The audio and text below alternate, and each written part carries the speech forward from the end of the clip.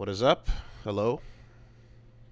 I'm so glad when I'm going down on the timeline and I see the WoolieVersus upload and I see together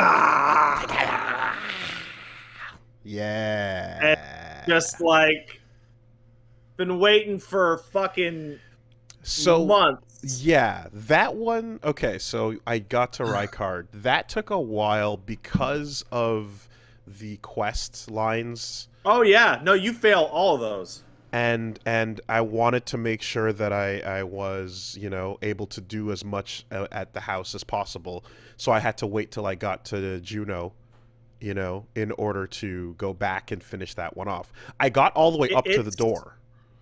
it's crazy how far into the game you have to go to finish that quest line compared to how early you can get to the door. Now, I guess my curiosity is, let's say you just go through it like a normal sane person who assumes the boss Yeah, door is meant to be completed after you get to it. Um, right. what does it just turn all of that dialogue off and you just don't get to sort That's of, right. yeah, you just miss out on all the Because shit what with happens, Uriah. Okay. what happens when you beat Rykard is that the wife moves from Into the the room. spot to the other spot, and then all the that breaks everything. Yeah, okay. So you just lose a lot more context there. Man, yeah. Boy, Hey, I congrats! You've done this fight like 5 times now, right? mm, It's you got a weird thing, and you got the sword that is for the weird thing, and this is definitely the best one they've done. absolutely. So that's what I was saying. I'm like, they have solved the set piece battle. That was fun. It was a lot of. It was fantastic. The your storm ruler moment. In a real fight though, you know, Yeah, and an interesting one too, in that like you get a build switch up. So I took off my fists. I took off, you have to get rid of Bloodhound for that moment. So I'm like, okay, let's go back to the usual set. And then yeah, I took some deaths on that fight for sure, but I really it's loved the spectacle. it's the kind of thing where it's been it's been a problem with From Software games in terms of spectacle because you were always going to roll in with what you were going to roll in on, Hmm. and so you go back to Dragon God, which is the solution to that was that you don't get to fight the boss in any way at all. Hmm. You're literally running to checkpoints. Yeah, yeah. And then you get to Bed of Chaos, in which you also don't get to fight the boss at all. You're running to checkpoints. And the solution was, oh, we made Sekiro, and what we discovered was that what we don't have to do is make a boss that anybody can beat because the requirements are really simple. What we have to do is give the player character a way to be a locked character for just this one moment. Make you feel like you're doing cooler things in this set piece instead of using just you to run around a maze and pull levers. Yeah, Hmm. The dragon in Sekiro, absolutely. it kind of is that fight. Hmm. It's very similar.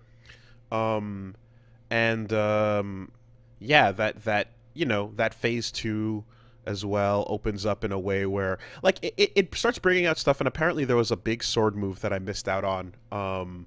But it's not like you are like, you can definitely get the timing of that down, learn to charge the heavy attacks, and just crumple the fuck out of it. And Oh yeah, like, there's a way to do that sequence clean, that you can pick up on.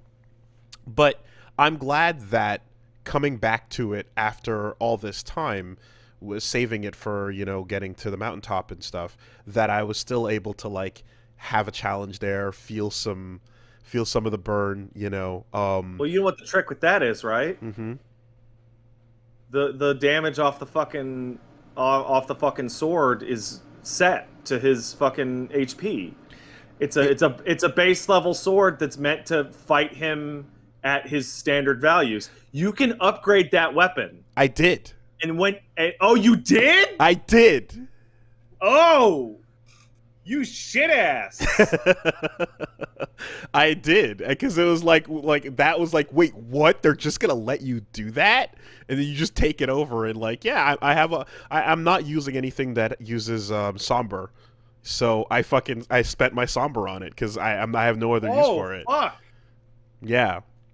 Okay, Um, well you got to really give it to him then, cause fuck. but still a ton of fun. Got to truly experience that and I think what might have been the implication, honestly, because you're talking about like, oh man, you have to get to basically to the last or second to the last zone of the game to clear out the manor quests, right? And I'm like, was the intention that you go in with the baseline sword and get your fucking shit wrecked, and then come back later with it more upgraded, huh. I so don't that know. you would have an easier time? It doesn't feel like it's meant for that though. It feels like the fact that you can get a big guaranteed crumple and a guaranteed stagger Mm-hmm. off of those charged bits. It feels as if you're meant to just be Oh, able to do it. I'm seeing folks say that you didn't use Mimic, because that's what I did to crumple the fucking piss out of them. Oh, I did it with no summons. Yeah, yeah, yeah, yeah. Yeah, because Mimic will just use the fucking thing the same as Gotcha, you, gotcha, gotcha. and Okay. just fucking beat on him. So no, I guess this is the part where I should probably like clarify that like yeah, um, this is for my like there's an ever going discussion about what my build is and what it should be, and some people say this, some people say that, whatever. It's all noise, but You'll the get there one day. but what I'm doing for my own for my thrill seeking, for me to Yeah. seek out the spectacle, as it were, is yeah, I'm going in. I've got my Bloodhound step because that makes it really feel fun to move on. But Oh yeah. I'm not pulling in the mimic, or I'm not pulling in the summons on a lot of these fights because I want to give it a straight shot and see how that Hmm. feels. Though I do like I to me though I feel the spectacle of like a 2v2 or a team thing is really cool, so I like to pull in a summon when it's Yeah. an asymmetrical battle, but um Asymmetrical battles feel built around having more targets. mhm. And then you either get the remainders of the 2v1, or you get the 2v1 at you, or something happens, but that feels like a really fun thing. So but yeah, I'm doing that. I did that, and I'm doing a bunch of the others without it, the summons, and that made the other boss I fought in that session fucking phenomenal as well, because as I'm talking about the asymmetrical aspect, Captain O'Neill was also in that same run. That's the peg leg with the lightning blade on his foot. I feel like I wait in the castle in Fort Castle Soul. flag. Yeah. Oh yeah, he's a fuck. He's so cool. Um and he was calling in the boys, and I'm like, okay, you got two knights to deal with. You run around, pick your shots.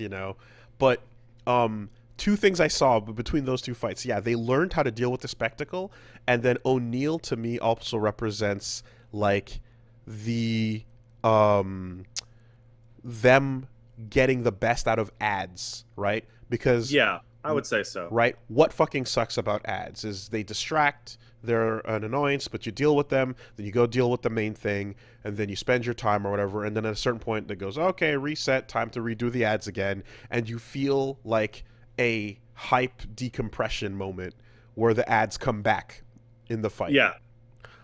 With this, he calls in two, and then every other buff he does makes them stronger, because that's Hmm. the rallying cry ability. But then once they're gone, he's like, okay, now I enter phase two. That's all it Yeah. is. The faster you kill them, the faster he enters phase two. And you can So prolong it for phase one, but ultimately that is the best way to preserve that feeling, by not having the re-add moment. so it's funny that you mentioned that. I don't particularly care for that fight myself. Um, but what's interesting is that you can. I understand what you're trying to get across, like in terms of like this is a good way to use ads.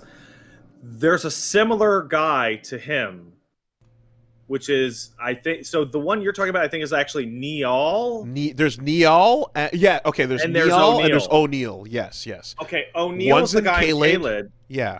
and the thing about him is that he is the worst ad boss that FromSoft has ever made ever, because it's the only ad boss I can think of in the history of From Software games that enemies can actually wander in from outside the boss the arena zone. during the fight. It's an open and space. just attack you.